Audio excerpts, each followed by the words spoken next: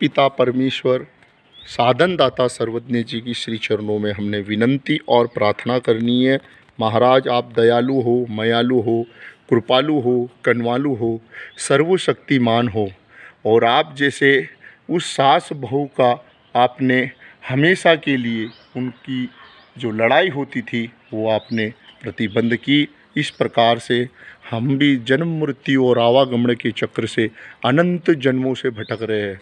इस सभी दोष अपराधों से हमें क्षमा कीजिए जी, और हमारे को आपसे प्रेम करने से और आपके जो साधन हैं स्थान, प्रसाद, वासनिक, भिक्षुक और ब्रह्म विद्या तत्व ज्ञान, ईश्वर सन्निधान और परम पिता परमेश्वर भगवान श्री चक्रधर स्वामी ने जो ब्रह्म विद्या तत्व ज्ञान का निरूपण किया है, ब्रह्म विद्या तत्व ज्ञान का जो भगवान ने निरूपण किया है, उस ब्रह्म विद्या हमें कैसे प्राप्त होगी, इस प्रकार की हमने प्राप्ति करनी है।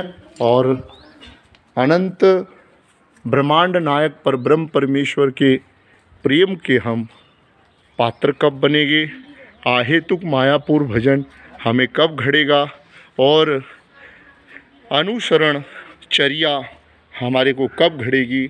इस प्रकार की हमारे में जो रज तम और त्रिगुणात्मक सत्वों की जो हमेशा हमारे देह में, हमारे मन में, हमारे चित्त में जो लड़ाई चलती रहती है, उस लड़ाइयों से हम कब मुक्त होंगे।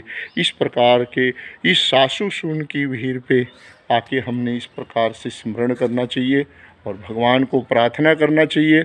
और महाराज का एक वचन है कि एका पोर्या कारणे साता पाचाचा सासूर वासू साहिजे, माँ विश्वचा पती परमेश्वरू तेनीशी धरणे मांडिले असे तरी जगाचा सासूर वासू सा होगा।